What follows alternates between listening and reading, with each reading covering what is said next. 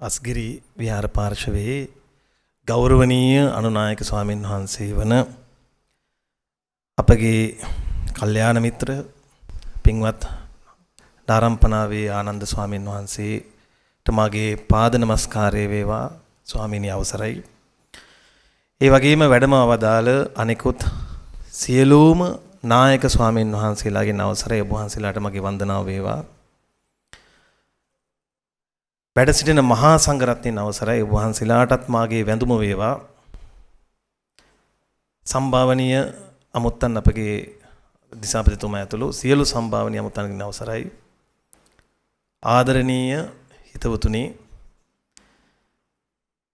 මට දේශනාවට ආරාධනා කළාට මම පින් දෙනවා. මොකද කාලයක් තිස්සේ මහා සංඝරත්නයේ ඉදිරියේ අපිට කතාවක් කරන්න ලැබුණේ නැහැ.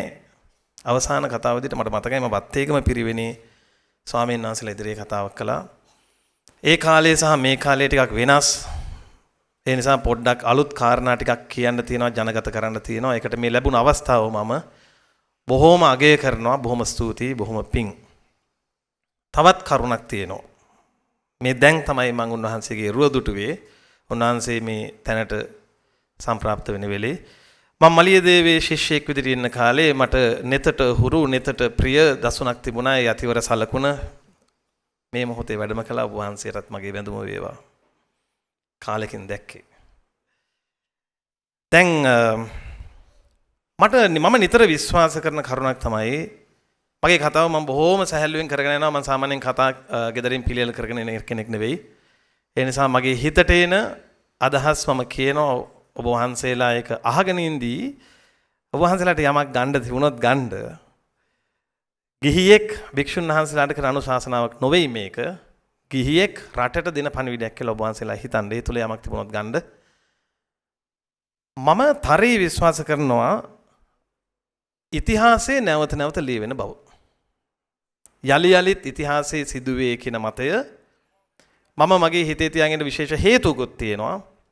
දැන් අපි ඉතිහාසයේ දිහා බලනකොට අපේ රට එක එක ආක්‍රමණවලට ලක් වෙනවා, ආයෙ බේරෙනවා, ආයෙ ලක් වෙනවා, ආයෙ බේරෙනවා. ඉතින් මේක ඉතිහාසයේ යලි යලිත් සිදුවීමක් තමයි. බුද්ධ ශාසනය අනතුරටපත් වෙනවා, නැවත බේරෙනවා. ආයෙ අනතුරටපත් වෙනවා, නැවත බේරෙනවා. ඒ වගේ මේ අපි ගෙවන්නේ බේරුණු කාලයක් කියන්න බෑ, බේරිලා නැවත ගිලෙන කාලයක් වගේ මට දැනෙන්නේ. බුද්ධ ශාසනය යම් කාලයක බේරුණා. නමුත් දැන් අපව පොඩ්ඩක් මේක ගිලෙන ගතියක් අපේ ඇස් වලට පේනවා.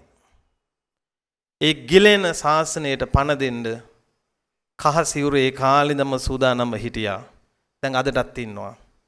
ඒ නිසා ඔබ වහන්සේලාට මේ අදහස් ඍජුවම හිතට කාවදිත්වා කියන චේතනාවෙන් තමයි මම මේ මයික් එක ළඟට ආවේ.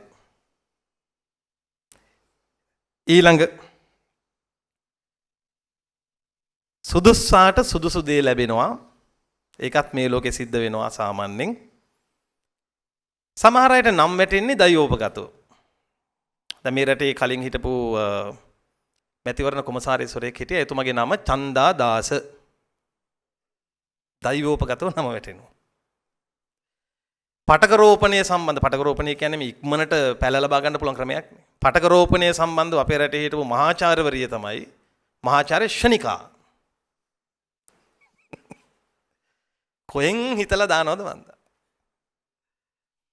ඒ වගේ දුටු අයට ප්‍රිය උපදවන නිසා, දුටුවන් ප්‍රීතියෙන් පිනායන නිසා, හිතේ දුක් දුම්නස් නැති වෙන නිසා, හිතට ආනන්දය උදා වෙන නිසා භාග්‍යතුන් වහන්සේ සමීපයේ සංඝෝපස්ථානයේ පිණිස, බුද්ධෝපස්ථානයේ පිණිස වැඩ සිටි භික්ෂුන් වහන්සේගේ නාමය ආනන්දයයි ප්‍රසිද්ධ වුණා. කියනවා ත්‍රිපිටකේ මම දැකලා තියෙනවා තැන්වල මුලින්ම මුණ ගැහෙන්නේ ආනන්ද ස්වාමීන් වහන්සේ. මුණ ගැහුණාම මේ දුකෙන් එන කෙනාගේ හිතේ දුක නිවිලා යනවා කියනවා. පින්වත කියලා කතා කරද්දී ප්‍රීතියෙන් පිනා යනවා කියනවා. අනේ ඉතින් අපේ වාසනාවට අපේ අනුනායක ස්වාමීන් වහන්සේගේ නාමය ආනන්දනීය වුණා. ඒ මොකද මං දැන් අද දකිද්දිත් මං උන්වහන්සේට කිව්වේ ඔබ වහන්සේ දකිද්දිත් සතුටුයි කියලා තමයි මම වැන්දි. උන්වහන්සේට මේ পদවිය ලැබෙන්නත් කලින් මං උන්වහන්සේව දන්නේ.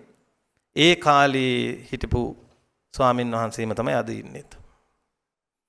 මට ඒකෙදි මම අර ඉතිහාසයේ යලි යලිත් සිදු වෙනවා කිය ස්වාමීන් වහන්සේ ආවට ගියාට නෙමෙයි পদවි ප්‍රාප්ති බලාපොරොත්තු වෙන්නේ නැතිව ශාසනික මෙහෙවර කරපු නිසා තමයි ඒ නිසි পদවිය නිසි අයට ලැබෙන්නේ කියලා මගේ හිතේ සටහනක් තියෙනවා. මොකද උපස්ථානයේ පිණිස භික්ෂුන් වහන්සේලා තෝරද්දී ආනන්ද හැමදුර අතිස්විත් නැහැ.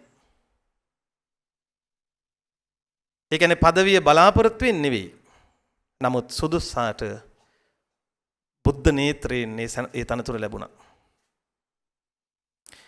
ඉතින් ඒක අද වෙලා තියෙනවා.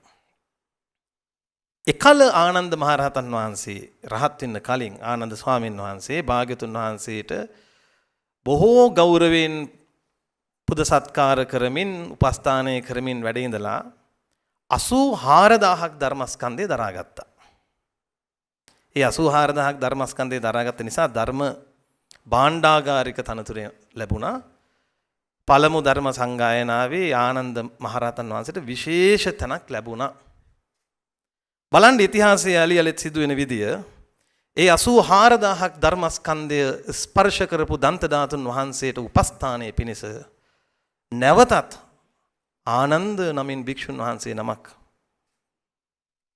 අනුනායක තනතුරට පත් වෙනවා. මම නැවතත් කියනවා ඉතිහාසය යලි යලිත් ලියවේ. පංච සතිකා සංගීතී සිහියට ගන්න. පළමු ධර්ම සංගායනාවේ අජාසත් රජතුමාගේ රාජ අනුග්‍රහය යටතේ සප්තපර්ණී ගුහාද්වාරයේ ඉදිරිපිට ධර්මාසන පිළියෙල වෙනවා ස්වාමීනි. ඒ ධර්මාසනවල එක් අසුනක් භාග්‍යතුන් වහන්සේට වෙන් වෙනවා. ඒ අසුන වෙන් වෙන්නේ නැගෙනහිර දිශාවේ. උතුරු දිශාවට ආසනයක් වෙන් කරනවා මහා කාශ්‍යප මහරහතන් වහන්සේ වෙනුවෙන්. මහා කාශ්‍යප මහරහතන් වහන්සේ උතුරු දිශාවට පැනවූ ආසනයේ වැඩ හිඳලා දහම් කරුණු විමසනවා. භාග්‍යතුන් වහන්සේ වෙනුවෙන් පැනවූ ආසනයේ ආනන්ද මහරහතන් වහන්සේ වැඩ හිඳමින් ධර්මයේ කියනවා. විනය කියන්න බාර වුණේ උපාලි මහරහතන් වහන්සේට. අද අස්ගිරි මහා විහාරයේ එක් අනුනායක ස්වාමීන් වහන්සේ නමක් ආනන්ද ස්වාමීන් වහන්සේ. මම නිවැරදි නම් අනෙක් අනුනායක ස්වාමීන් වහන්සේ උපාලි ස්වාමීන් වහන්සේ. ඉතිහාසය යලි යලිත් ලියවෙනවා. මම ඔබ වහන්සේලාට මතක් කරන්න කැමතියි මම ගිහියෙක් විදියට සහ මම මේ බුද්ධ ශාසනයට ආදරේ කෙනෙක් විදියට. මම කියන්නේ නැහැ මම ਸਰව සම්පූර්ණයි කියලාත් මම සිල්වතෙක් කියලාත් මගේ අතිනොත් යම් යම් සිල්පද පළුදුවීම් වෙනවා ඇති. නමුත් මම බුද්ධ ශාසනයට ආදරේ. ස්වාමීනි ඉතින් ආර්යකාන්ත සීලයක් තියෙනවා නම් සෝතාපන්න කෙනෙක් වෙන්න එපේ. මට ඉතින් එහෙම ආර්යකාන්ත සීලයක් නැහැ කියලා මම මේ මයික් එකෙන් බය නැතුව කියනවා. හැබැයි මම සීලයට ගරු කරනවා. සිල්වත් පිරිසට මම ගරු කරනවා. අපි වෙන්න ඕනේ දේ තමයි අපේ සීලේ යම් යම් පළුදු තිබිය හැකි. අපි සිල්වතුන්ට ගුණවතුන්ට ගරු කරමින් තමයි වැඳ වැඳ තමයි මේ සීලය දියුණු කරගන්න ඕන. ඉතින් මගේ මේ කාරණේ ඇතුලේ මම කියන්න උත්සාහ කළේ මම ගිහියෙක් විදියට ආනන්ද ස්වාමීන් වහන්සේගේ මේ ශාසනික කෘත්‍ය මම වඩාත්ම සතුටුුනේ. මම මේ කතාවේ ඇත්තටම පළමු මිනිත්තු 5 ඔබ වහන්සේ වෙනුවෙන් වෙන් කරන්න මේ එන වෙලාවෙ ඉඳන්මයි සූදානම්ෙන් ආවේ. මොකද මේ කාරණා මට ඔබ වහන්සේ මම ජීවතුන් අතරින් නැද්ද කියාගන්න බැරි වුණොත් ඒක මගේ අභාග්‍යයක් කියලා මම හිතනවා. කාලෙකින් තමයි ගිහියන්ට සතුටු වෙන්න පුළුවන් විදිහේ පෞරුෂයක් තියෙන නායක ස්වාමීන් වහන්සේලා පහළ වෙන්නේ. අපේ භාෂාවෙන් කියොත් අපිටත් ගැම්මක් එනවා ඔබ වහන්සේලා ඒ කතා බස් කරන විදියට. මේ රටේ නායකත්වය උසුලන නායක කාරකාදීන්ගේ කොඳු නොමැති වීමෙන් පීඩා වින්දේ ඔබ වහන්සේලා විතරක් නෙමේ සෝම හාමුදුරන්ගේ කාලේ ඉඳන් පීඩා වින්දා. සිංහලයන්ගේ හෝ අන්‍ය ජාතීන්ගේ හෝ මේ සමස්ත රටවාසීන්ගේ ලොකුම පීඩාව මම දකින විදියට කොඳු නැති, කොඳු බිඳුණු, කොඳු සිදුණු නායක කාරකාදීන් මුල් පුටු වලට පත්වීම. ඒක එකලත් එහෙමයි මේකලත් එහෙමයි මම බය නැතුව කියනවා. දේශපාලනික කතාවක් නෙමෙයි මේක. මොකද මේ කොහොම කිව්ව ගමන් අනිත් පැත්තට ගහන ලේබලේ තමයි ඔන්න දේශපාලන කතාවක් කිව්වා. ඉතින් කොඳු සිදුණු අය නායක කාරකාදීන් උනායයි මා කියද්දී ඔබට යමෙක් සිහිවන්නේ නම් හෝ යම් පිරිසක් සිහිවන්නේ නම් මා කුමක් කරන්නද? මම මොකද කරන්නේ ඒකට? මම කියන්නේ ක්වොලිටි එක. ඒකට උදාහරණය ඔබ සිහි කරද්දී ඒක මගේ වගකීමක් නොවේයි. අපි කාගෙන්වත් කාලේ ඇඳලා ඉන්නේ නැහැ. අපි කාටවත් ණයත් නැහැ. අපි එහෙම ණය වූ ජාතියකුත් ණය වූ රටකුත් නොවේ. මායේ කරුණ වලට පසු එන්නම්. ඒ නිසා මම වැඳලා ඉල්ලනවා පින්වත් නායක ස්වාමීන් වහන්සේ ඔබ වහන්සේ පරිස්සම් වෙන්න. අපිට හිටිය මහා උත්තම මහා සංඝ පිටුන් වහන්සේලා එකින් එක පහන්සිලු නිවි යන්නක් මෙන් නිවි ගියා. ඒ වේදනාව දන්නේ අපි. අපිට හයියට ඉන්න මහතරුන් වහන්සේලා එකින් එක නම සුගතිගත වෙද්දී මනුස්ස ලෝකේ තනි වෙන අපි තමයි අපේ තනිකම දන්නේ.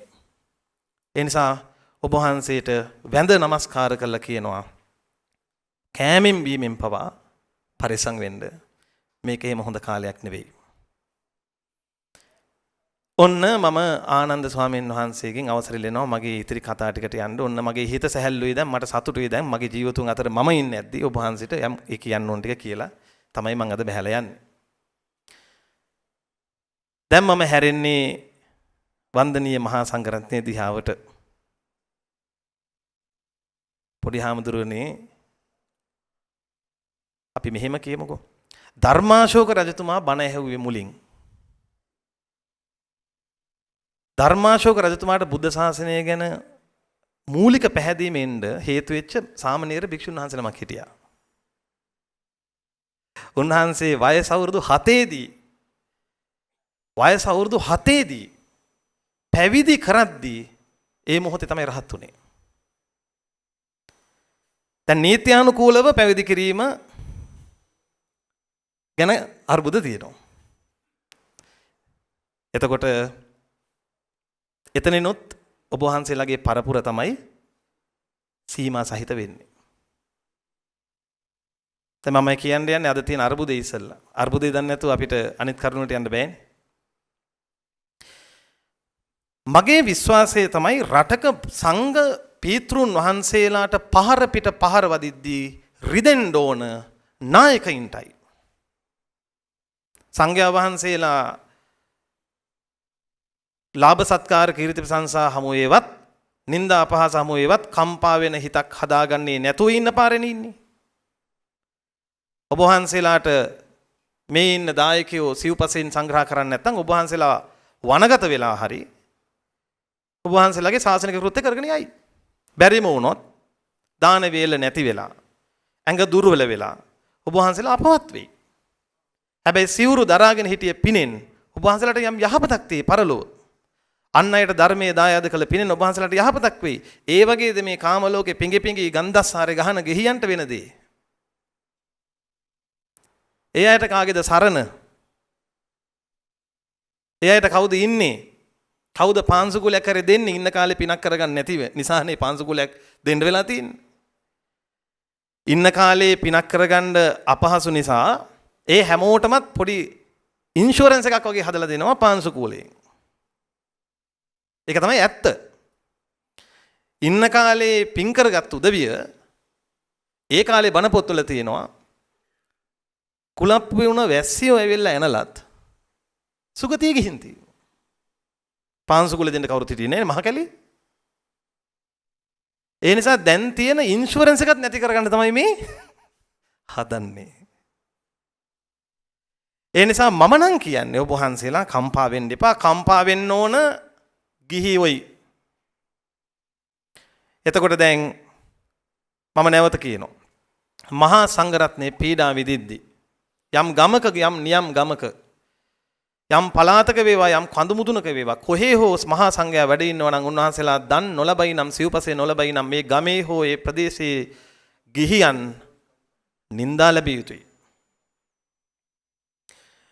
එහෙමයි නියමය. ඒ නිසා මම එකක් දකිනවා. මොකද්ද? ඇයි මේ රිදෙන්නේ නැත්තේ? ඇයි මහා සංඝයාට පිට පිට පහර වදිද්දී ඇයි මේ කහසිවුරට මෙච්චර ප්‍රහාර එල්ල වෙද්දී නොරිදෙන්න හේතුව නියුරෝන නැද්ද?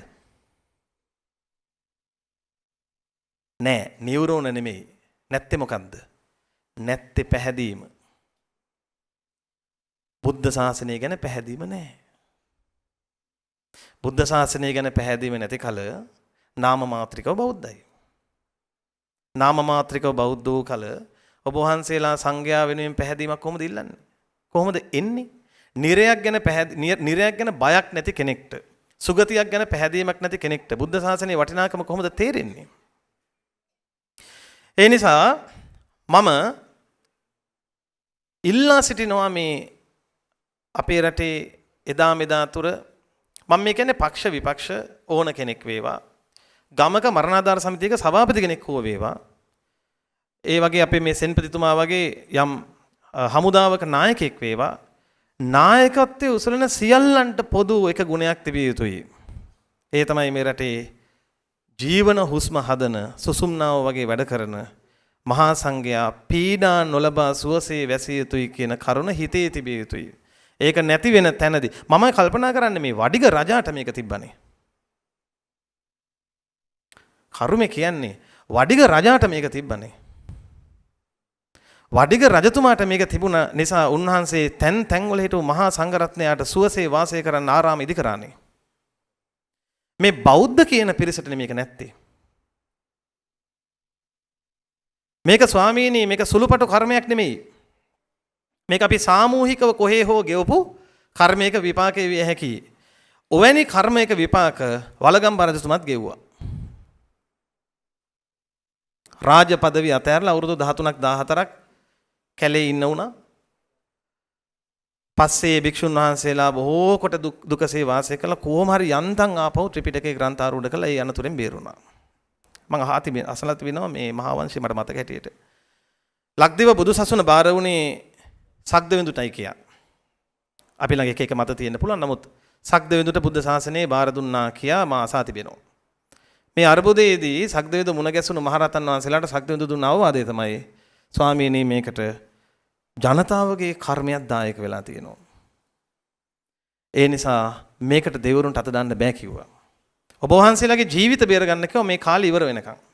ඒ නිසා පහුරක් හදාගෙන හරි කමක් නැහැ ඉන්දියාවට වඩින්න.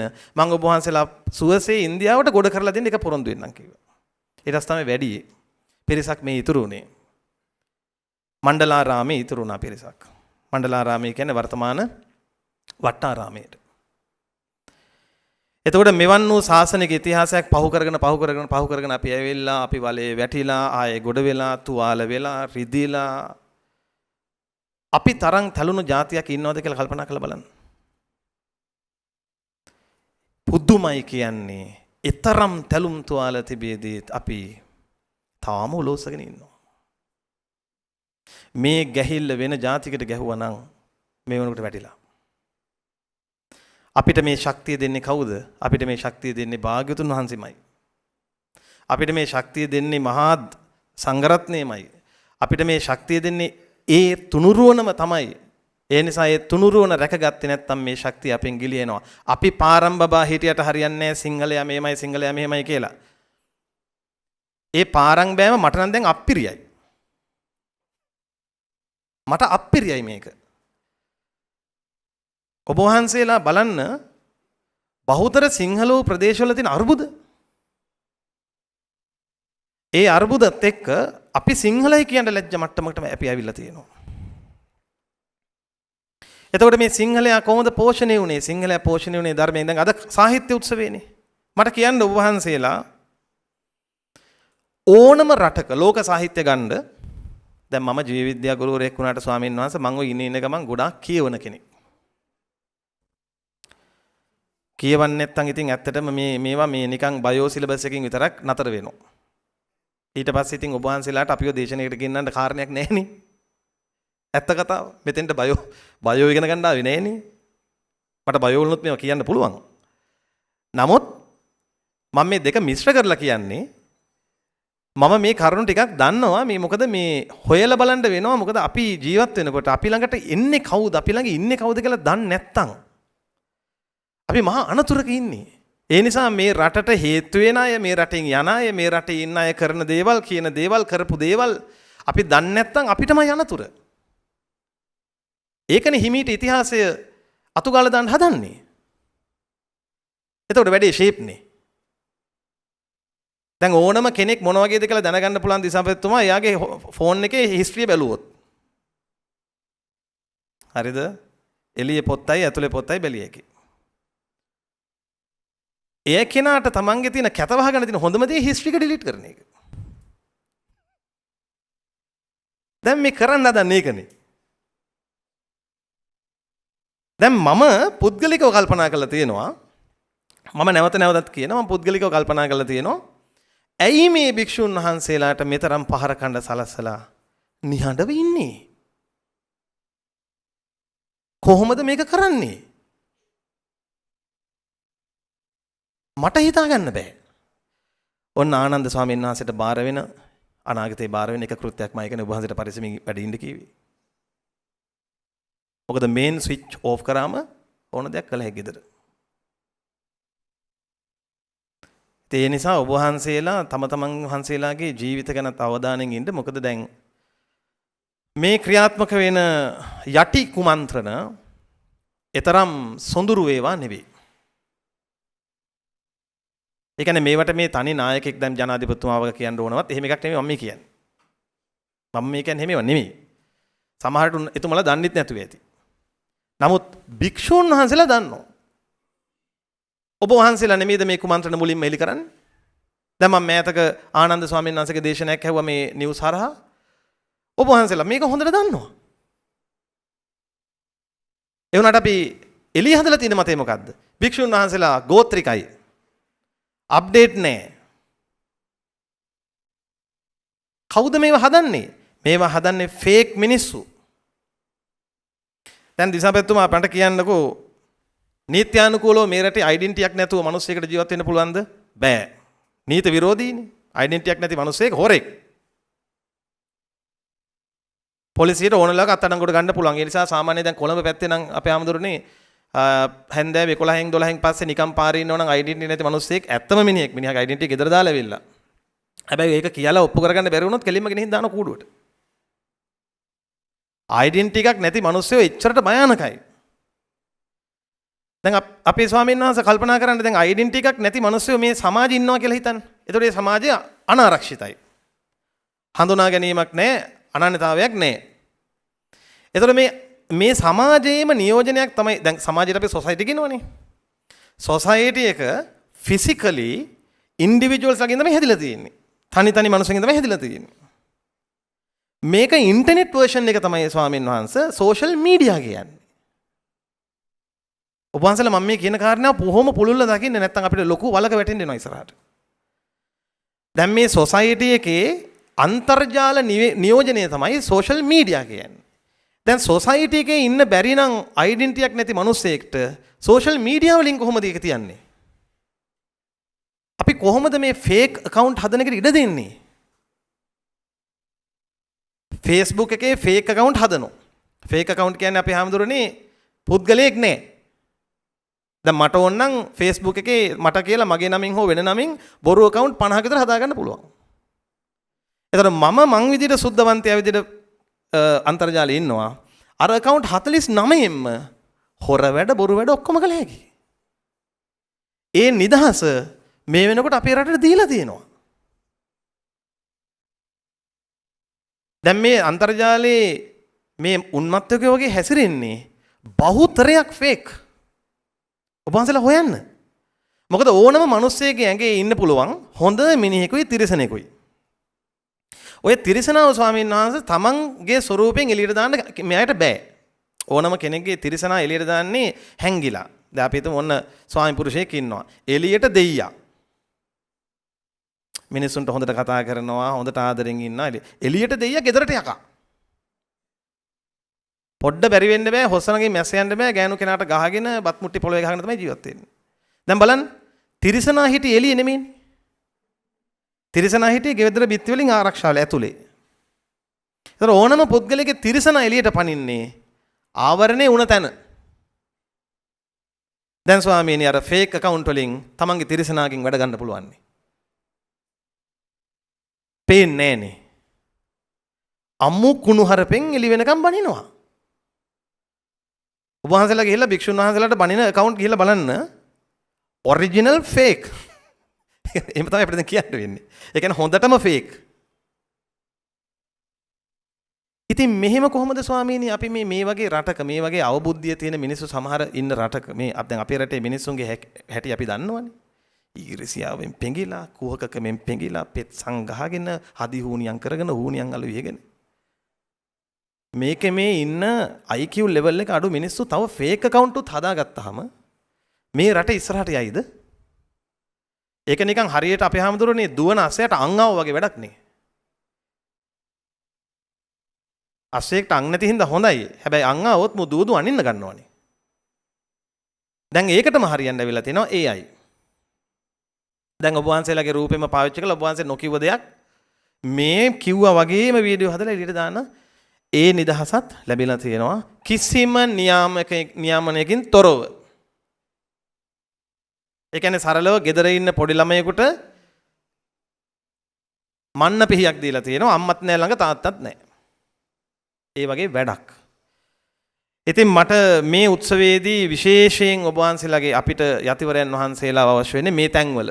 ඉතින් අපි ඉතින් මොනවා හරි ප්‍රශ්නයක් වුණාම දුවගෙන යන්නේත් ගමේ පන්සලේ හාමුදුරුවෝ මුණ ගැහෙන්න. අපි ඉතින් ඔබ වහන්සේලාට අපේ දුක් ගැනවිල කියන අයනේ. අපි ගියෝ. අපිට ඉතින් මේ තියෙන අවනඩුව මේ දුක් ගැනවිල කියන්න වෙන තැනකුත් නැහැ. ඒ නිසා මම කියන්නේ ඔබ වහන්සේලාට මේ ගැන දැඩි අවධානය දෙන්න. සමාජ මාධ්‍ය ගිණුමක් හදද්දී අනන්‍යතාවයේ හෙළි කළ යුතුයි කියලා නීතියක් ගේන්න ඕන. නීතියක් ගේන්න ඕන. ඔන්න දිසාපතිතුමා කරනවා නම් වැඩ. මම මේ ඇත්තටම මේක කියලාන්න ආවේ. නැතිනම් දැන් බලන්න අපේ ජනාධිපතිතුමා වේවා අපේ අගමැතිතුමිය වේවා කොච්චර බැනුම් අහනවද මේ ෆේක් account වලින්. කලින් හිටපු ජනාධිපතිතුමා කොච්චර බැනුම් අහනවද? ඇත්ත මිනිස්සෙකුට තමන්ගේ මතය කුණුහරුපකින් කියන්න පුළුවන් කියලා මං හිතන්නේ. කියන්න පුළුවන් නම් ඒ මිනිස්සයාගේ ළමයි එක්ක අපේ ළමයි තියන්න හොදත් නැහැ. ඒ කියන්නේ එලිපිට කුණුහරුප කියන මිනිස්සුන්ගේ සමාජයක අපේ දරුවෝ තියන්න බෑනේ. ඉතින් ඒ නිසා මේ ගැන අවධානය දෙන්න. මොකද මේ නැව ගිලෙන්න ළඟයි අපේ හැමදෙරනේ. අපි මේ ෆැන්ටසි එකේ ඉඳලා හරියන්නේ නැහැ. මේක ගිලෙන නැවක්. මේක අකමැත්තෙන් වුණත් කියන්න ඕන මේ විදියට ගියොත් අපේ රට ඇත්තටම ගොඩ ගන්න බෑ. අපි මොන සිහින දැක්කත් මේක ගොඩ ගන්න බෑ. දැන් මම රටවල් ගොඩක කරුණු දැකලා තියෙන කෙනෙක්. ඒ මිනිස්සුන්ගේ ඇටිටියුඩ්ස් වල හැටි අපි දන්නවා. සිංගප්පූරුව රටේ මිනිස්සුන්ගේ ඇටිටියුඩ් ඩෙවලොප්මන්ට් එක කොච්චරද කියලා දන්නවා අපි. දැන් අපේ හැමදෙරේ සිංගප්පූරුව වගේ රටක අපි හිතමු දැන් 4ට අවසන් වෙන්න තියෙනවා කියලා රාජ්‍ය සේවකයෙක්ගේ වැඩ. නිකමට හරි යාට 3:00ට ඉවර කරගන්න උනා කියලා හිතන්න. ඒ වෙනුවෙන් පහවදා මේ මනුස්සයා ස්වකමැත්තෙන් 4:00ට ඉන්නවා. එච්චර ඩෙවලොප් වෙච්ච ඇටිටියුඩ් ලෙවල් එකක් තියෙනවා. එතකොට බොහොම ස්තුතියි. මට තියෙනවා මේ රතගාය. එතකොට මේ මගේ පන්ති මම වන්නකොටත් මගේ හුණු කෑල්ල පෙඟෙනවා. ඒ මොකද මගේ අතට පොඩ්ඩක් දාඩිය දානවා. මම මේක නවත්ත ගන්නෙත් නෑ පොඩි ජොලියකුත් තියෙනවා මේක. ඒ නිසා එතකොට මේ අපේ හැමදෙරේ මේ එහෙම ඇටිටියුඩ් ඩෙවලොප්මන්ට් එකක් අපේ රටේ මිනිස්සුන්ගේ මම නම් දැකලා නෑ තාම. අපි ඒක අකමැත්තෙන් උනත් කියන්න ඕන. හරිද? දැන් ලී ක්වන් යූගේ තිබ්බනේ දර්ශන 4ක් තිබුණා. ඒ විෂන් 4න් තමයි සිංගප්පූරු උඩට ගෙනිච්චේ. පළවෙනි තමයි වෙලාවට වැඩ කරන එක. දැන් හතරවෙනි එක තමයි ඔන්න බලන්නකො no one is above the law. කිසිම කෙනෙක් නීතියට උඩින් නැත. දැන් අපි එහෙමද? දැන් මේකේ මෙහෙමයි. අපි අවංක වෙමු. එහෙම නැතුව මේක ගොඩ ගන්න බෑ. මේ නීති කඩන කැඩිල්ලේ හැටියට මං හිතන්නේ එහෙම මේ 20න් ගොඩ ගන්න පුළුවන් මේක 15න් පුළුවන් 10. ඒ කියන්නේ අපිට මොලේකුත් තියෙන්න බෑ. දැන් මේවා කල්පනා කරලා බලන්න මේ පොඩි ඉවැලුවේෂන් එකක් තියෙන්න බෑ අපිට මේ වගේ දෙයක් කරන්න පුළුවන්ද කියලා බලන්න. දැන් ඉතින් පොඩි ස්වාමීන් වහන්සේලාට ඒ නිසා මම කියනවා පොඩි ආමුදුරනේ මේවා හොඳට හිතට ගන්න. දැන් මේ මහා වෘක්ෂ වගේ දැවැන්ත යතිවරයන් වහන්සේලා සදාකාලික නෑනේ උන්වහන්සේගේ ජීවන කෘත්‍ය ඉවර වුණාට පස්සේ උන්වහන්සේලා මේ මනුලොවෙන් වඩිනවා. ඉතිරි වෙන්නේ ඔබ වහන්සේලා. කොහොම අභියෝගේ එයිද? කොහොම අභියෝගේ එයිද? හැබැයි මතක තියාගන්න ඔබ වහන්සේලා එකක්. ගිහියොත් එහෙම වඳ වෙන්නේ නැහැ. මහා සංඝයා වෙනුවෙන් පිණී ඉන්න ගිහියෝ සංඝයා වැඩ ඉන්නේ කවදද? ඒ මොහොත වෙනකම් වැඩ ඉන්නවා. වැඩ ඉන්නවා කියලාම කියයි එක නං. ඒ ගිහියන්ට පාඩු නැහැ එහෙම කිව්වට. ඔබ වහන්සේලා ඒකට බය තියාගන්න එපා. ඇයි? සංඝයාට ගරහන අයට තැනක් නොතැනක් වෙලාවක් කලාවක් නැති වුණාට අපේ හාමුදුරනේ සංඝයාට උපස්ථාන කරන අයට ඒකට තැනක් වෙලාවක් තියෙනවා. හැම වෙලෙම කිය මම මෙහෙමයි කිය කරන අය නෙමෙයි. එයා ඒගොල්ලන්ගේ ඩියුටි යටින් කරගෙන යනවා. දැන් බලන්න මේ මහා විහාරේ එක දේවල් හදන්න දායක වෙච්ච ගියු කී දෙනෙක් ඇද්ද? සමහර තැන්වල නම් ගහලත් නැහැ. නම නැතුව පින් කරන ගිහියෝ කී දෙනෙක් ඉන්නවද? දැන් මම දන්න මහත්තයෙක් ඉන්නවා. ආරාම පිට ආරාම හදනවා. එක තැනකවත් නමක් නැහැ. බය නම් වෙන්න එපා. ඒක කියලා එන්නත් ආවි. මැරෙන තුරු ඉන්නවා. සාහෙම මිනිස්සු පිරිසක් හදනවා. බන්සලා ඒකට බය වෙන්නත් එපා. හැබැයි මට එකක් ඕන. සංඝයාගේ සමගිය සැපතක්. ආන්න පින්වත් ස්වාමීන් වහන්සේ අපේ බලාපොරොත්තුව. අහිංසක ගිහි අපේ බලාපොරොත්තුව තමයි ඔබ වහන්සේලාගේ සමගිය. ඒ වෙනුවෙන් කරන්න ඕනේ මොකද්ද කියන්න ඒ මොහොතට ඉන්නවා. මම මේ අපේ මේ ගම්වල ඉන්න ගිහියන්ගෙන් ඉල්ලන්න කැමති ස්වාමීන් වහන්සේලා බේද බින්න නොකර ගෙදර හිටියා නම් හොඳයි. පන්සලට ගිහිල්ලා හාමුදුරන්ට කේලම් කියනවා වගේ මෝඩ වැඩ නොකර පන්සලට ගිහින් කරන්න තියෙන ඒකනම් ගෙදර ඉන්න කීට වඩා වටිනවා. මේ ඇති දැන් රණ්ඩු වුණා.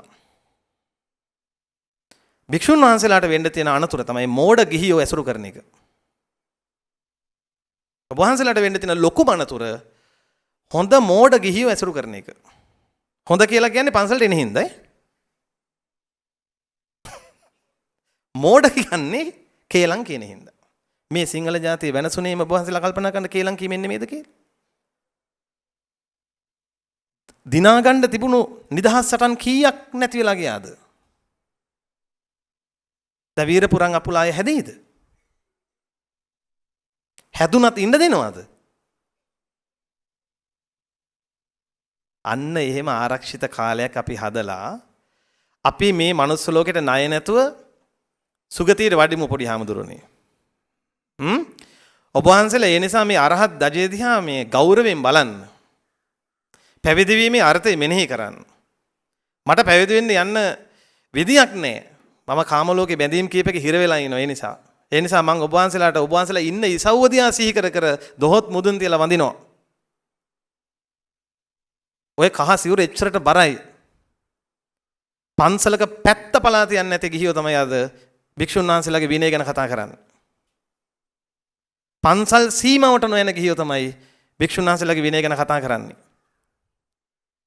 පන්සලට දඬ දෙන්න එපා කියන්නේ අඩු ගානේ ස්පිරිතාලයකට බෙහෙත් පෙත්තක් අරන් දෙන්න දායක වෙන ගිහියෝ නෙමෙයි. හොඳට බලන්න අපේ හැමදෙරනේ දන් දෙන මිනිස්සුම තමයි මේ රටේ පාලම් හදවන්නේත්. දන් දෙන මිනිස්සුම තමයි මේ රටේ පොඩි මිනිසුන්ට උදව් කරන්නේත්. මොකද දන් දෙන මිනිහට ඒක නෑ තැනක්. ඒක නෑ කෙනෙක්. දන් දෙන කෙනා දන් දෙනවා. දන් නොදෙන කෙනා දන් දෙන්නෙත් නෑ. දෙන කෙනාට දෙන්නෙත් නෑ. ඒ නිසා මේ සාහිත්‍ය උළෙලේ ඔබ වහන්සේලාට ලැබුණු වැදගත් පණිවිඩයක් කියලා මේක සිහි කරලා මම පොඩි ප්‍රශ්නයක් අහන්නම් පොඩි ආමඳුරෝ මට උත්තර දෙනවා නම් එහෙමයි නැත්නම් එහෙමයි මට බලෙන් උත්තර ගන්න බෑ මං ගිහියෙක් නිසා හිතෙන් හරි පුළුවන් නම් උත්තරයක් දෙන්න. අපි ලොකු රටක මිනිස්සුද පොඩි රටක මිනිස්සුද? අනේ ඉතින් කියන්න බලන්න. අපි ලොකු රටක්ද පොඩි රටක්ද? පොඩි රටක්. ඕක තමයි අපිට ඒ කාලේ ඉඳන් හිතට ඔබලා තිබුණු මතය. ස්වාමීනි අපි මධ්‍ය ප්‍රමාණයේ රටක්. අපිට වඩා බොහෝ පොඩි රටවල් 40 ගණන්ද කොහෙද අපේ මේ ලෝකේ තියෙනවා. අපි මධ්‍ය ප්‍රමාණයේ රටක්. අපි පොඩි රටක් නෙවෙයි. අපිට වඩා හොඳටම පොඩි සිංගප්පූරුව අද ලෝකේ හොඳම සංචාර ගමනාන්තය. අපිට වඩා හොඳටම පොඩි සිංගප්පූරුව අද ලෝකේ තියෙන හොඳම ගුවන් සේවා වලින් එකක්. ලෝකේ තියෙන 4 වෙනියට හොඳම කැම්පස් එක තියෙන එහි Singapore national university. Mount Elizabeth රෝහල හොඳම හොස්පිටල් 5න් එකක්. මේ කොළඹ තරම් කොළඹ නගර විශාලත්වය. දැන් අපිට බෑ තාම කොළඹ ගඳ නැති කරගන්න. අපි මේ අනිත්‍යව පැත්තකින් දාමුකෝ. මවුන්ට් එලිසබෙත් හදන එක පැත්තකින් තියමුකෝ. එන මිනිහා නහයකටත් තියන් ඉන්න එපා. එන ලේඩෙකුට හුස්ම ගන්න බැරුව මැරෙලා ගියොත් අපි එලිසබෙත් හදලා වැඩක් නෑනේ. අපිට බෑ අද තාම කොළඹ ගඳ නැති කරන්න. කොච්චර ෆේල්ද අපි. පම්පෝරිය තියෙනවා හැබැයි. පම්පෝරි ගහන්න විතරක් දන්න වැඩපිළිවෙලක් නැති තියෙන වැඩපිළිවෙල ක්‍රියාත්මක කරන්නෙත් නැති ඒ වැඩවලට අනුශාසනා දෙන මහා සංඝයාට ගරහන නීච જાතියක් වෙලා හරි දුකයි ඒ ගැන. ඒ නිසා පණ අදින જાතියක් තියෙන්නේ පොඩි ආමුදුරනේ ඔබ වහන්සේලාට සිද්ධ වෙනවා මේ જાතිය ඇතුලේ ඔළුව උස්සගෙන ඉන්න. මම තව පොඩි වෙලාවයි ගන්නෙ මම දන්නේ අතරම වෙලාව ඉක්ම ගියාද කියලාත්. කොච්චර වගේ වෙලාවක් තියෙනවද දන්නේ. විනාඩි 5ක්. ඇටලුවන්නේ ද? විනාඩි 5කින් මම නවත්තන්නම්. මට දේශනාවක් මතකයි භික්ෂුන් වහන්සේලාට එන්න තියෙන ලොකුම අනතුරක් ගැන භාග්‍යතුන් වහන්සේගේ අවවාදයක්. දැන් මෙතන අපේ ඔක්කොම ස්වාමීන් වහන්සේලාන වැඩ ඉන්නේ. ඒ නිසා මට මේ ගැටලුවක් නැතුව කියන්න පුළුවන්. කිඹුලෙක් දියට බැස්ස කෙනෙක්ව කිඹුලෙක් ගෙනිච්චා හා සමානයි කියනවා. භික්ෂුන් වහන්සේ නම කාන්තාවකට අහු වුණොත්. මොකද මේ මම පශු වෛද්‍යවරයෙක් හින්දා දන්නවා කිඹුල්ලෝ ගොදුර ගන්නකොට ඒගොල්ලන් කට ලොක් වෙනවා. බලන්නකෝ මේ බුදුරජාණන් වහන්සේගේ උපමා කවදාකවත් අවබෝධකින් දෙන ඒවා නෙමෙයි. කල්ප ගානක අවබෝධයෙන් දෙන උපමා. කිඹුලගේ කට ලොක් වෙනවා හාමුදුරනේ. ආයේ කිඹුලා කැමති වුණත් අරින්න බෑ. කිඹුලත් අසරණයි. ඊට පස්සේ කිඹුලා දැන් මේක මේ පේශි ලිහිල් වෙනකන් මේ ගොදුර ගෙනියනවා වතුර යටට. දැන් හිතන්නකෝ මේ හොඳයි. මේ හිතන්නකෝ දැන් මේ පණ තියෙන මිනිස්සෙක් කියලා. එතකොට මේ ගොදුර පණ පිටින් ගෙනියනවා වතුරට. එතකොට දැන් බොහෝ වෙලාවට මැරෙන්නේ රුධිර වහනයෙන් සහ හුස්ම හිරවීමෙන්. මේ කිඹුල් ප්‍රහාර. හරි. ඊට පස්සේ දැන් ගෙනihin මේ කිඹුලා දැන් මේ කිඹුලා කාටද සමාන කළේ? ඒකත් ඔබ හන්දලා මතක තියාගන්න ඕනේ හිතට ඈ. පේනවනේ? ඊට පස්සේ මෙම ගෙනihin ආපහු එන්න බැරි වෙන්න ගහනවා කියනවා මොකක් හරි උගුලක් අස්සේ. ඒ කියන්නේ ගල් ගෙඩි දෙකක් අස්සේ හරි දි รา පච්චත්‍ය ගහක් හරි අස්සේ ගහනවා. ආයෙ කොටට එම් බොරු. අහුනොත් ඕම්.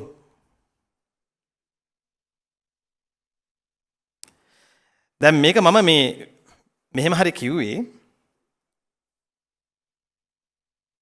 දැන් සංඝ සමාජයේ පිරිහීම ගැන එළියේ කතාව වැඩි. සංඝ සමාජයේ විතරද පිරිහෙන්නේ? නෑ මේ ගඳ එළියේ ගන්ධස්සාරේ බෑ මේ කරන වැඩ. ගිහි සමාජය ඇතුලේ. හැබැයි ඒව ගැන කතා නෑ. මොකද්ද පිරිහෙන්නේ වැඩිම? මේ කියන විදිහට එහෙනම් ස්වාමීනි මේ තමන් ඉලක්ක වෙනකොට වැඩිපුර පරිස්සම් වෙන්න. වැඩිපුර ඉලක්ක වෙන කෙනා වැඩිපුර පරිස්සම් වෙන්න ඕන. මම උදාහරණයක් කියන්නම් ඕන මම ගන්න. මීට අවුරුදු 6කට 7කට කලින් දිනේෂ් මුතුගල කියලා මිනිස්සෙක් මේ රටේ මිනිස්සු දන්නේ නැහැ ලොකුවට. සාමාන්‍ය ටියුෂන් ගුරුවරයෙක්. ඒ කාලේ හාමුදුරනේ මට දැන් ඔය කොහේ හරි ගමනක් යනකොට මම ඉතින් මගින් බහිනවා. ඉතින් අපිට ඔය එක ශරීර කෘත්‍ය එහෙම කරගන්න තුන වෙනවනේ. ඉතින් අවුලක් නැහැ. ඉතින් ඔය කොහේ හරි පොඩ්ඩක් නොපෙනෙන තැනකට ගියා දැම්ම ආවා. ඊළඟට නිදහසේ ඕන දෙයක් කරගන්න අවකාශය තිබුණා. එළියට බැස්සම මිනිස්සු දන්නේ නැහැ. දැන් ඉලක්ක වෙලා තියෙනවා.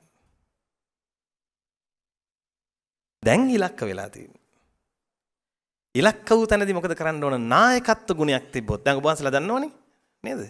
දානං සීලං පරිත්‍යාගං අජ්ජවං මජ්ජවං තපං තපස නායකයෙකුට තිබිය යුතු ලොකු ගුණයක් තපස කියන්නේ මොකද්ද? තපස කිව්ව ගමන් අපිට මතක් වෙන්නේ අර නේද?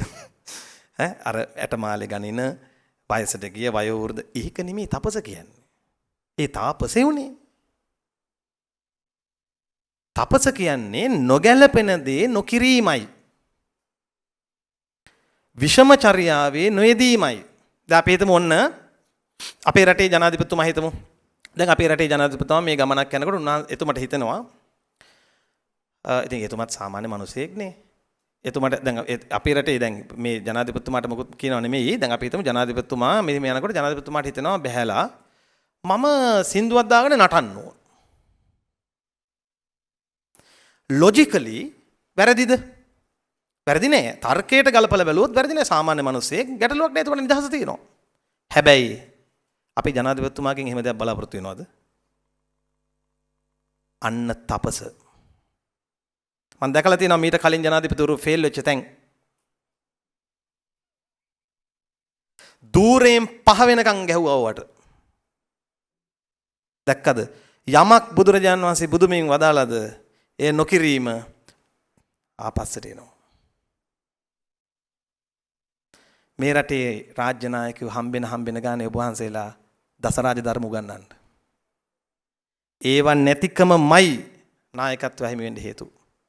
දැන් අපි උදාහරණයක් කියමු. අජ්ජවං මජ්ජවං ආයකත් මං ගන්නම්. අජ්ජවං කියන්නේ ඍජු බව. මජ්ජවං කියන්නේ මෘදු බව. දැන් නායකයෙකුට ඍජු බව තියෙන්න ඕනේ. ඒ කියන්නේ පැන වූ නීති. මේක මේ අරයා නිසා වෙනස් වෙනවා, මෙයා නිසා වෙනස් වෙනවා. එහෙම එකක් නැහැ. ඍජුයි. ඍජු ගතිගුණ වලින් හෙබී. නරක නැහැ. හැබැයි ඒත් එක්කම බුදුරජාණන් වහන්සේ ඊට පස්සේ දෙනවා මජ්ජවං මෘදු විය යුතුයි. ඒ කියන්නේ මනුෂ්‍යත්වය පෙරටු කරගෙන කරුණා බරිතව යම් කරුණු මනුෂ්‍යත්වයෙන් දැකිය යුතුයි. දැන් උදාහරණයක් වුණ මම කියනවා මගේ සේවක පිරිසක් ඉන්නවනේ මම කියනවා ඔයාලට සෙනසුරාදා මෙදා නිවාඩු නැහැ. මොකද සෙනසුරාදා අපිට ස්පෙෂල් ඩියුටි එකක් තියෙනවා. ඔයාලා සෙනසුරාදා ඉන්න ඕන. දැන් ඔන්න ඍජු තීරණයක් ගත්තා. කාටවත් යන්නත් බෑ. හැබැයි එක කොල්ලෙක් ඇවිත් මට කියනවා අනේ සර් අම්මට අසනීපයි. මේ බොරුද බලන්න අම්මා කියලා මට ඔප්පුත් කරලා පෙන්නනවා මට කෝල් එක උතරන් දීලා. මට සෙනසුරාදා උදේවරුව ගිහිල්ලා එන්න දෙන්න පුළුවන්ද? මෘදු වෙන්න ඕන. අනිත් අයගේ සහයෝගයෙන් අනිත් අයට ඒක පවසලා ඒගොල්ලන්ට කියලා එයාට අවකාශය දෙන්න ඕන. එහෙමනම් මට කියන්න අද ඉඳන් රසායනික පොහොර තහනම් කියන එක හරියද? කාටවත් ගහනව නෙමෙයි. මේ තමයි අපේ වටින නායකයින්ට වැරදුණු තැන්. මම ස්වාමීනි මේ රටේ බදු මුදලින් ජීවත් වෙලා ඉගෙනගෙන බදු ගෙවලා ස්වාධීන රැකියාවක් කරන කෙනෙක්. ඒ නිසා මම කිසිම කෙනෙකුට බය නැහැ. මම මේ නායකයින්ට ආදරේ නිසා. ඇයි? අපි හැමෝම ආදරෙන් තමයි මේ නායකයෝ ගේන්නේ. ආදරෙන් ගෙන නායකයාට වරදිනකොට රිදෙනවා. ඒවා රිදෙනවා. ඒ නිසා ඔන්න පොඩි ආමඳුරනේ දසරාජ ධර්ම කියලා දෙන්න අනාගතේ එන නායකයින්ට. කවුරු වෙයිද දන්නේ නැහැ ඉස්සරහට. ඉස්සරහට තව අවුරුදු 50 60ක් යනකොට මේවා කවුරු වෙයිද දන්නේ නැහැ. අපි දන්නේ නැහැ. දැන් මේ යන ක්‍රමානුව. එතකොට මේ සාහිත්‍ය රැඳිලා තියෙන්නේ කොහෙද? සාහිත්‍ය රැඳෙන්නේ හොඳට මතක තියාගන්න මේකට තර්ක විතර්ක තිබිය හැකියි. සාහිත්‍ය රැඳෙන්නේ ආගමත් එක්ක. කිසිම රටක සාහිත්‍ය බිහි වුණේ නැහැ. ඒ රටේ මුල් බැසගත් ආගමෙන් තොරව. ඔබ වහන්සේලා එහෙම වුණා නම් කොහෙද තැනක් මට උදාහරණ දෙන්න මම ඒක වැඳලා පිළිගන්නවා. සාහිත්‍ය බිහි වෙන්නෙම ඒ රටේ මුල් බැසගත් ආගමත් එක්ක. ආගමයි සාහිත්‍යයි වෙන් කරන්න බෑ. මොළයයි සුසුම්නාවයි වගේ. ඒක වෙන් කරන්න බෑ. රටක ආගමට ගහ සාහිත්‍ය ඔප්නංවන්න බෑ. ඒක වෙන්නේ නැහැ. ඒ නිසා මේ ගහන්නේ ඔබ වහන්සේලා මතක තියාගන්න මොළයට සුසුම්නාවෙන් විතරක් වැඩ කරන්න බෑ. පුදුම දෙය කියන්නේ අපි ස්වාමීන් වහන්සේ මම මේ සාහිත්‍ය උගන්වන අය දැකලා තියෙනවනේ ආගමට ගහන. උගන්වන්නේ සාහිත්‍ය. උගන්වන්නේ සිංහල, හම්බ කරන් කන්නේ සිංහල වලින්. ආගමටමනේ ගහන්නේ. හැබැයි අපි උගන්වන්නේ විද්‍යාව. සබ්ජෙක්ට් එක පැත්තෙන් බැලුවොත් අපි වයිති බටහිරට. මම ඔබ වහන්සේලා ඉස්සරහට අවිලා සුපිරි ගණයේ නිරාගමික දේශනයක් දෙන්න ඕන හරිනම්. මොද්ද උච්ඡේදවාදී දේශනයක් දෙන්න ඕන. අපි කියන්නේ දොඹෙන් යන්න දෙනවා කියලා. ආයෙ කට අරින්න බැරි වෙන්න එහෙමනම් කියන්න ඕන ඔබ වහන්සේලා ඉදිරියේ. ආත්මයක් නැතය, පරලොව සැපතයක් උපතක් නැතය, අම්මා තාත්තා කියලා විශේෂයෙන් මම මෙතන හොද්දටම මිත්‍යා දෘෂ්ටි කියන්න ඕන කෙනෙක් එහෙමනම්. දැන් ඔය 24/7 concept එක ආවේ ස්වාමීන් වහන්සේ බටහිරෙන්. 24/7 concept එක ආවේ බටහිරෙන්. ඒගොල්ලෝ පිළිගන්නවා. ඒගොල්ලෝ මේ හිතන්නේ මරණින් මතු එහෙම විශේෂ උපතක් නැහැ. බොහෝ අය එහෙම හිතන් ඉන්නවා. ප්‍රශ්නයක් නැහැ අපිට ගැටලුවක් නැහැ. ඒගොල්ලෝ හිතන් ඉන්න දේ. ඒතකොට ඒගොල්ලෝ කියනවා උපරිම ආස්වාදයේ මේ ජීවිතේ ගත යුතුයි. නිසා ඒගොල්ලෝ කසාද 3-4ක් බඳිනවා. හොඳද? එතකොට ඒගොල්ලන්ගේ මතය දැන් අපි ශ්‍රේෂ්ඨ ධර්මයක දායාදේ ලැබපු පිරිස මරණින් මතු ජීවිතය ගැනත් දන්නවා. නිවන් දක්නාතුරු සසරේ වෙන්න තියෙන අනතුරුත් දන්නවා. සතර අපාය දන්නවා. දිව්‍ය ලෝක 6 දන්නවා. රූපාවචර අරූපාවචර ලෝක දන්නවා. ඔක්කොම දැනගෙන බටහිර වගේ ඉන්නවා. මූණ ජපන් කඳ ජර්මන් කියන්නේ ඔවට. ඇත්තටම කියන්නේ. දැන් අපි හිතමු සාමාන්‍ය පොඩි වාහනයක් බෙන්ස් එන්ජින් එකක් දාගෙන දිව්වා කියලා. පුළුවන් ද කරන්න? ඒ නිසා මම අර කියන්න ආපු කාරණේකුත් මම අනවතත් මං කියලා යනවා. මට ඔන්න වෙලාව දීලා තියෙනවා මේ මහත්තුරු 3:20 වෙනකන්. එතකොට තව විනාඩි කීපයක් තියෙනවා. බය වෙන්න එපා, මං ඊට වඩා කතා කරන්නේ නැහැ. මට ඉතින් කතා කරන්න හම්බුන වෙලාවේ උපරිම ප්‍රයෝජනෙ ගන්න දෙපැයි අපි අමුදුරනේ නේද? ආයේ මේ වෙලාව ඉතුරු කරන්න කියලා මං කොහේ කතා කරන්නද? මම ඉතින් පන්ති වල නැති හැමදාම කියන එකනේ. පන්ති වල හැමදාම කියන එක. මේ ඊළඟ දේ තමයි දැන් මේ රටේ මේක උඩ පුංචි ළමයි නැති තැනක් නිසා මට බයක් නැතුව කියන්න පුළුවන්. සමලිංගිකත්වය ගැන මාතෘකා ඇදලා තියෙනවා. මම කරණීයමෙත සූත්‍රයේ මෙන්න මේ පාඩය හිස් මුදුනේ තබාගෙන ජීවත් වෙන කෙනෙක් පුළුවන් උපරිමයෙන් කරන්න උත්සාහ ගන්නවා. මේ පාඩයට විරුද්ධව ඉතින් විරුද්ධව කියලා කියන්නේ විරුද්ධව කියන වචනේ මම ඉල්ලාස් කරගන්නවා. මේක මගේ ඔළුවේ නැති කාලයක් තිබ්බනේ. නොමේරු අවදිය. ඒ කාලේ ඉතින් අපිත් තරුවෙන් පොඩ්ඩක් ඔය ඇග්‍රෙසිව් පැත්තට බරයි. මරාගෙන හරි මැරෙන්නම් කියන තැන තමයි හිටියේ. එතකොට ඒවා නැති වෙලා මෙන්න මේ බුදු වදන මගේ හිත නිව්වා අපේ හාමුදුරනේ. මොකද්ද බුදු වදන?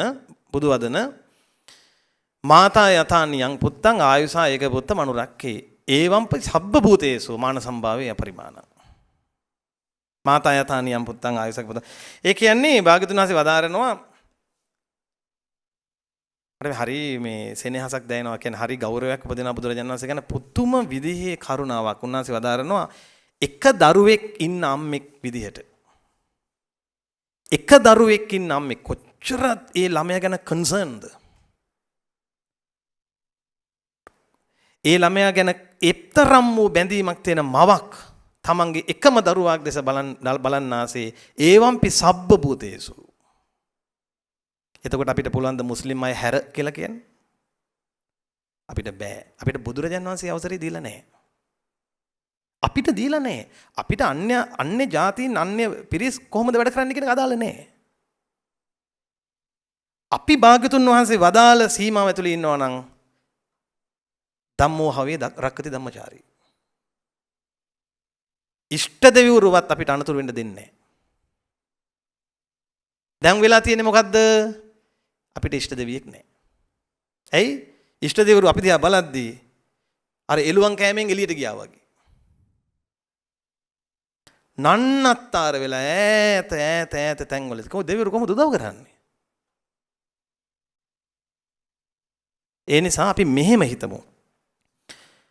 මේ ප්‍රශ්න මේ එන ප්‍රශ්න මේ අන්තවාදී ගැටලු ඒවා අරවා වේවා මේවා වේවා මේ ගැටලු දිහා ඊටාම මධ්‍යස්තව බලන්න කුමන හෝ කමිටු හෝ කොමිෂන් සභාව හෝ කුමන හෝ දෙයක් නිරීක්ෂණ සභාවක් හෝ කුමක් හෝ පත් කිරීම රජයක යුතුයකම. එක භික්ෂුන් වහන්සේලාගේ පැත්තෙන් ඔබ වහන්සේලා සාහිත්‍ය සහ අනිකුත් කටයුතු ඒ අදාළ දේවල් වල අභිවෘද්ධිය වෙනුවෙන් ඔබ වහන්සේලාගේ සමගි සම්පන්න භික්ෂුන් වහන්සේලාගේ එකමුතුවක් පැවතීමේ ඒක අංක 2. ඒ වෙනුවෙන් රාජ්‍යත්වයට අනුශාසනා කිරීම අංක 3. මේ පියවර තුන අපිට ගන්න බැරි වුණොත් ස්වාමීන් වහන්සේ අනාගතේ මම එකක් වගකීමෙන් කියනවා. අපේ රට වටන්නේ ෆේක් account මයි. ආයේ ස්වාමීනි දෙකක් නෑ. මම මේ ඉන්ටර්නෙට් එක ගැන හොඳට දන්න හින්දා කියන්නේ. අපේ රට වටන්නේ ෆේක් account.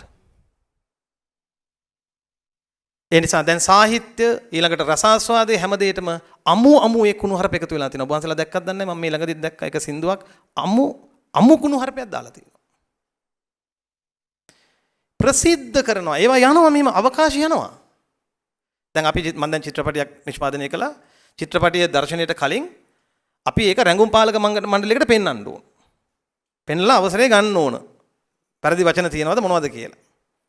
දැන් මේ රැඟුම් පාලක මණ්ඩලයකවත් මොකුත් නැහැ. ඕනම මන්ද බුද්ධිකයෙකුට සින්දුවක් කරලා ඒක මේ platform එකට දැම්මේ ඒකේ.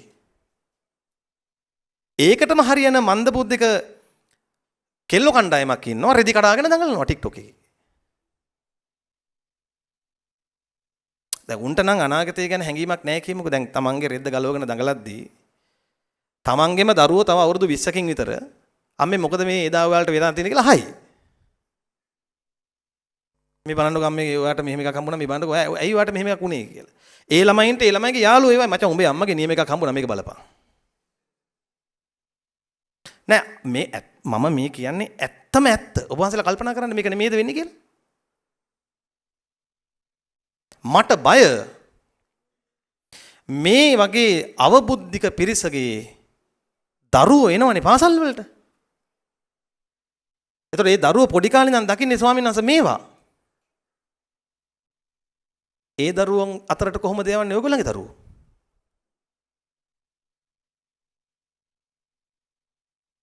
ඒ නිසා භයානක අනතුරක ගිලෙමින් ඉන්නවා අපි. අපිට අනතුර වැටහෙයි කියලා හිතනවා. මතු අනාගතයේ මහා සංඝරත්නයේ ආරක්ෂාව සඳහා නායක කාර්යකාන්දීන්ගේ අවධානය යොමු වේවා. ඊළඟට අපිට සංඝ පීතෘන් වහන්සේලා සුදුසු ස්ථානවලට සුදුසු පීතෘන් වහන්සේලා පත් වෙමින් තියෙන අපිට සතුටක් උන්වහන්සේලාට දීර්ඝායුෂ ලැබේවා.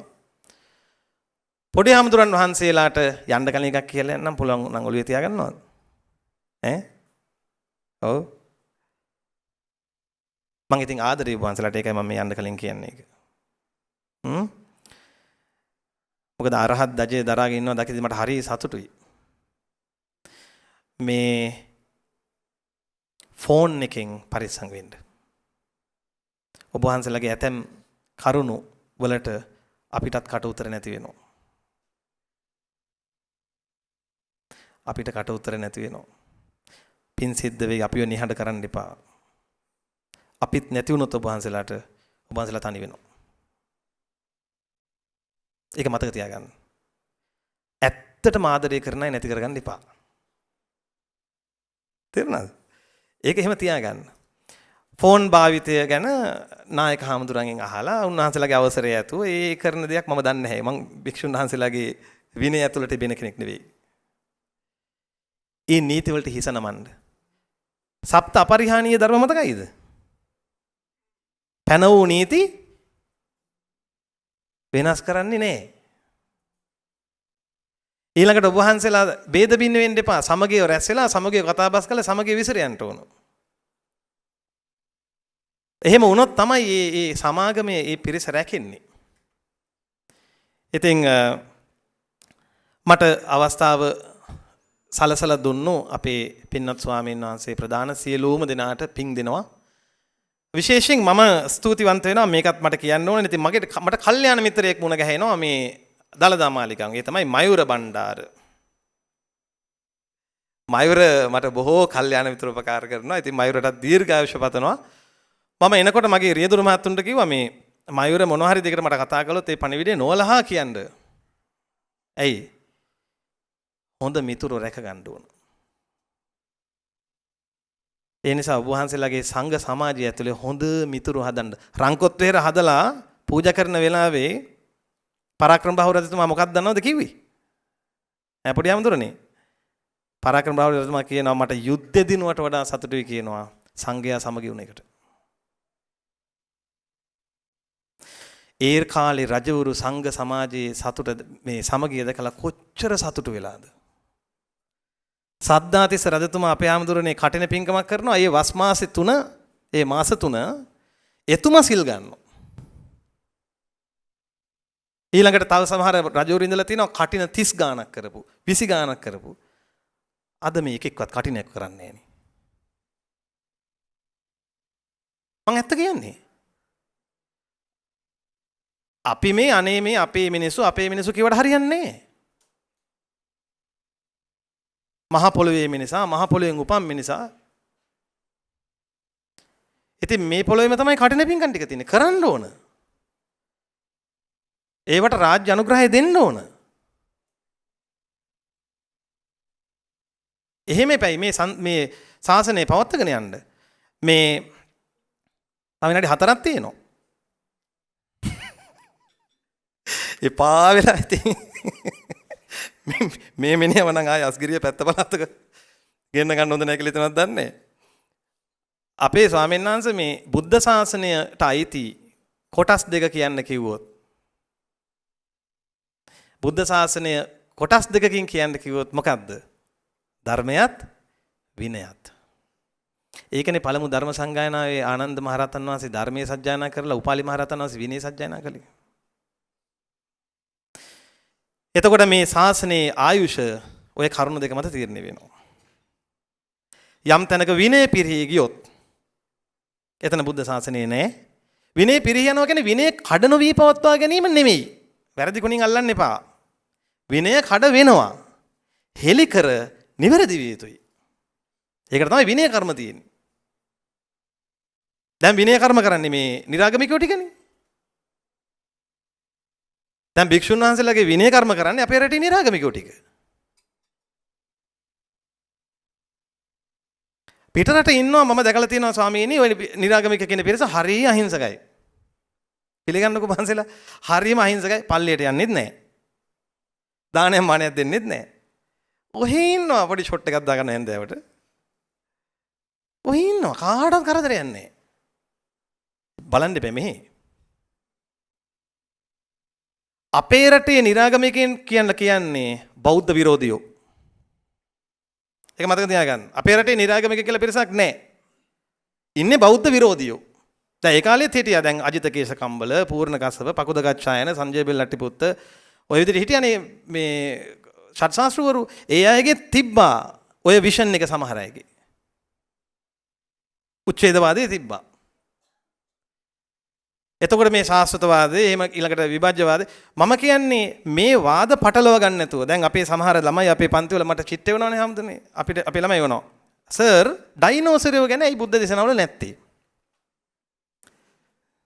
ඇත්තම අහනවා මගෙන් මං කියනවා එතකොට බුදුවරු වදාලේ වැදගත් දේ විතරයි දැන් බුදුරජාණන් වහන්සේ ඩයිනෝසර වර්ග වදාල්ලා කියලා අපිට මොකක්ද ප්‍රයෝජනයක් තියෙනවද? බුදුරජාණන් වහන්සේ අනෙකුත් සත්ව විශේෂ ගැන වදාරලා කියලා ඒකට ප්‍රයෝජන නැහැ. ඒක මේ සාමාන්‍ය කාම ලෝකයේ ගිහියන්ට කරන්න පුළුවන් දේවල්. ඒවල තමයි සූලොජිස්ලා ඉන්නේ. ඒගොල්ලෝ කරන්න ඕනට බුදුවරු කරන්නේ නැහනේ. හැබැයි බුදුවරු වදාලා කන්ද පිරිත ආරක්ෂාවට. විරෝපක්ක, ඒරාපත, කන්නහා ගෞතමකේහිච තියනවද එහෙම? විරූපක්කේහි මේ මෙත්තං මිත්තං ඒරාපතේහි මේ චබ්බ්‍යාපුත්තේහි මේ මෙත්තං මිත්තං කන්නහා ගෞතමකේහිච සර්පරාජ කුල 4 වදාලා අද ගමක ගිහිගෙන් ගිහිල්ලා අහන සර්පය කුල කීයක් ඉන්නවද කියලා ඒ නිසා ඔන්න මම බැහැලා යනවා බැහැලා යන්න කලින් ඔබ වහන්සේලාගෙන් වැදලා ඉල්ලනවා පන්සල වෙන්දේසි වලට විතරක් සීමා කරන්න එපා පන්සල ස්ටේජ් ඩ්‍රාමා වලට විතරක් සීමා කරන්න එපා පන්සල මියුසිකල් ෂෝ වලට විතරක් සීමා කරන්න එපා. ස්වාමීනි පන්සලෙන් ධර්මයේ දෙන්න. ඉරිද හැන්දෑවට පණ තියෙන කොල්ල කෙලට එකක් එකතු කරන්න. උන් ටිකට එන්න කියන්න පන්සලට. එක සූත්‍රයක් කියලා දෙන්න. එක සූත්‍ර දේශනාවක් කියලා දෙන්න. අමාරු දෙයින් පටන් ගන්න එපා. උන්ට එකපාරට පටිච්ච සමුප්පාද දේශනාවක් දෙන්න එපා.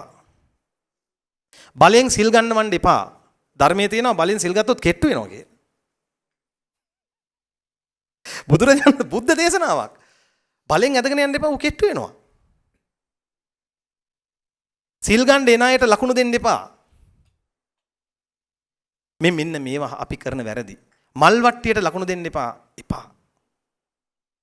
එතනින් වෛරක්කාරයෝ හැදෙනවා. උගන්නන්න මල් ටික උඩු අතට හරවලාගෙන ගේන්න කියලා. බොහොම හොඳයි පුතා කියලා ඔළුව අත ගන්න. එතකොට දායකයෝ එනවා. දැන් පන්සලේ කෘත්‍ය අපි හරියට පටන් ගන්න අපිට අවස්ථාව ලැබිලා තියෙන්නේ. ඒ නිසා ඒ වෙනුවෙන් ඔබ වහන්සේලාගේ සිත් සතන් එළිය වේවා. ඔබ වහන්සේලාට ධර්මයේ උතුම් ධර්මයේ ආශිර්වාදය ආරක්ෂාව සැපත සැලසේවා. සම්‍යක් දෘෂ්ටික දේවරු ඔබ වහන්සේලාව ආරක්ෂා කරත්වා. මමත් මේ ඊයේ පෙරේදා කටින පින්කමක් කළා. ඒ පිනෙන් මම රැස් කළ යම් පුණ්‍ය ධර්මයක් වේද පින්වත් අනුනායක ස්වාමීන් වහන්සේ වරක් ප්‍රදාන සියලු භික්ෂුන් වහන්සේලාට ඒ පින අනුමෝදන් වේවා. ඔබ වහන්සේලාගේ ජීවිත සැපවත් වේවා, සුවපත් වේවා, සුවදායක වේවා. ඔබ වහන්සේලාගේ නිවන් මඟ බාධා රහිත වේවා. ඔබ වහන්සේලාට මම මගේ වන්දනාව පුද කරනවා. ඒ වගේම මට මේ අවස්ථාව හදලා දුන්නු සියලුම අපේ ගිහි උපාසක උපාසිකා පිරිස, ඒ වගේම මේ දායක දායිකාවෝ, ඒ වගේම මේ මොහොතට ආව සම්භාවනීය පිරිස, ඒ සියලු දෙනාටත් ආචාර්ය සමාචාර්ය පුද කරනවා. පින්වත් අනුනායක හිමි සඳට නිදුක් නිරෝගී චිරජීවනයේ පතනවා. ඔබ වහන්සේ දැක්ම නැවතත් මම කියනවා අපට හරි ප්‍රසන්නයි. ඔබ වහන්සේට සියලු යහපත සැලසේවා. ජයක්ම වේවා. සියලු දෙනාට තෙරුවන් සරණයි.